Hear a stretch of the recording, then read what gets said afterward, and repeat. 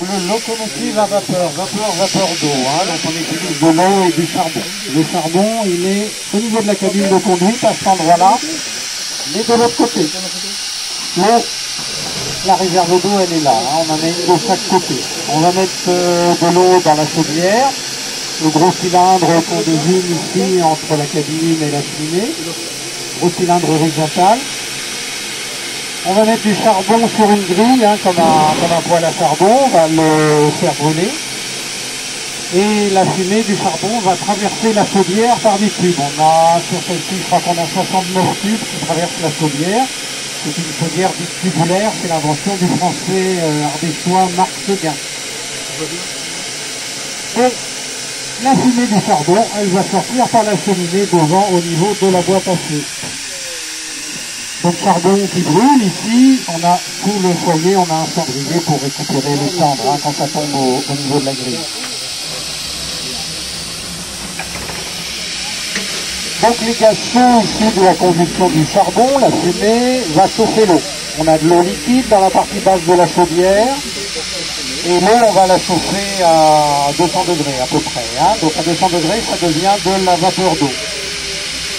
Vapeur que l'on va récupérer dans la partie la plus haute, le dôme de vapeur, ici, dans la partie la plus haute de la chaudière, et qu'on va envoyer dans le moteur, le cylindre moteur. Ici, on a un cylindre, et dedans, on a un piston. On va venir pousser le piston avec la vapeur. On pousse dans un sens, quand on arrive au bout, on pousse dans l'autre sens. Et ainsi de suite. La vapeur, elle est distribuée par le système de miroir plan que l'on a au-dessus.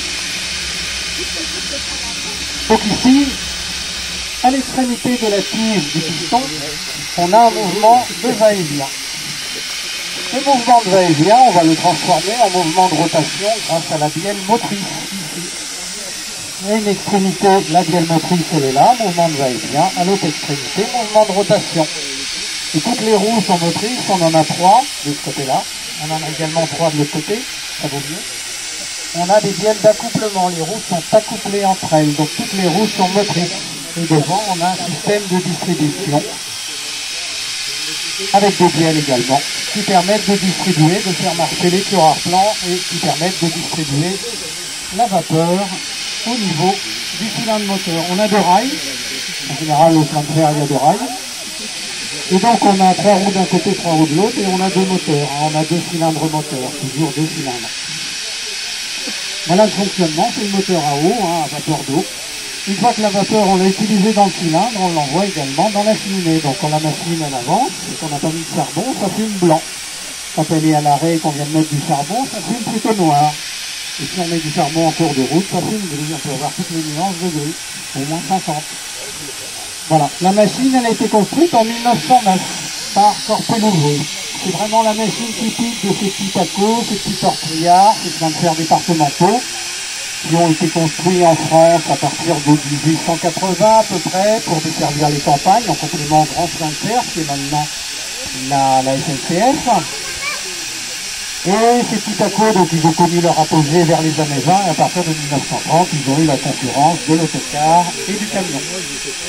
C'était la locomotive numéro 75 des tramways d'Ille-et-Vilaine, TIV. Donc là, on a le département de l'Ille-et-Vilaine. C'était en France le département où il y a eu le plus de lignes départementales, puisqu'il y a eu plus de 400 km de lignes. Donc locomotive construite à Paris par Corpelouvet en 1910. C'est un fabricant qui n'existe plus. Et ce type de locomotive était vraiment très très courant sur tous ces chemins de fer départementaux. Tramway d'Ille-et-Vilaine, donc ils ont fermé dans les années 50. Après, elle a eu une existence industrielle et elle a été préservée par une association qui nous l'a confiée dans les années 80. On a pu la remettre en service à la fin des années 80 sur la petite ligne de 900 mètres qu'on avait dans le Val d'Oise, au départ de Butry-sur-Oise en direction de Valmondois. Butry-sur-Oise, c'est à côté de Vers-sur-Oise, c'est là où est enterré Vincent Van Gogh. On est toujours à Butry-sur-Oise, on a un atelier, on a un musée qui maintenant est fermé, qui nous sert d'atelier également. On pense déménager dans quelques années ici à Crève-sur-le-Grand. Ici à Crève-sur-le-Grand, on est arrivé en 2013, on a retrouvé l'ancienne ligne à voie normale. Il n'y avait pas un mètre d'écartement entre les 2 rails, mais à peu près 1,5 mètre. Et à partir de 2014, on a commencé à transformer cette voie normale en voie d'1 mètre d'écartement pour pouvoir faire rouler notre matériel. On a les tramways d'Ille-et-Vilaine, derrière on a les tramways de la Sarthe, on a la Marne avec les frontières de la banlieue Reims, les Deux-Sèvres avec les tramways des Deux-Sèvres, ensuite on a le Lot avec la ligne de Bretonneux-Biard à Saint-Céré, et puis la Vienne avec les voies ferrées économiques du Poitou. Il y avait plus de 450 km de ligne. Au contraire, la ligne du Lot, c'était la seule ligne départementale du Lot, la ligne de Bretonneux-Biard à Saint-Céré, ça faisait 10 km seulement. Hein. Il y a même eu quelques départements français où il n'y a jamais eu de chemin de fer départementaux, même s'il y avait des grands trains, mais parce qu'il y avait trop de montagnes et pas assez d'habitants. Comme le Cantal par exemple. Alors nous sommes nés, nous sommes une association de bénévoles, hein, nous sommes tous bénévoles dans l'association, nous sommes nés en 1976, on fêtera nos 50 ans dans 2 ans, faudra en venir. Et dans 2 ans on espère pouvoir vous amener jusqu'à Oudeuil, à 8 km de Tresqueur, au lieu de faire 3 km et demi jusqu'à Rotangy. Alors l'hiver dernier, les bénévoles ont encore posé 2 km et demi de voies, donc on a 6 km de voies, mais qui ne sont pas exploitables pour l'instant. On n'exploite que 3 km et demi jusqu'ici, on peut remettre la machine en tête. Et ensuite, donc on a encore 2 km à transformer les 2 hivers prochains pour aller jusqu'à Oudeuil. Dans la cabine de conduite, pour se terminer sur la machine à vapeur, pour leur donner la liberté après de faire les manœuvres, normalement on a 2 personnes, hein, on a un chauffeur et un mécanicien. Alors le terme chauffeur, les gens ils disent ah bah vous conduisez, vous êtes chauffeur de taxi. Sur un train, il n'y a jamais de chauffeur qui conduit. Un chauffeur, il conduit pas. Le chauffeur, il est dans la locomotive à vapeur et il chauffe. C'est-à-dire qu'il met régulièrement du charbon et de l'eau. Donc Michel, chauffeur, aujourd'hui, il met régulièrement de l'eau et du charbon pour qu'il y ait toujours de la pression. La chaudière, elle est timbrée à 12 bars. Pour que ça fonctionne bien, il faut qu'on soit entre 10 et 12 bars.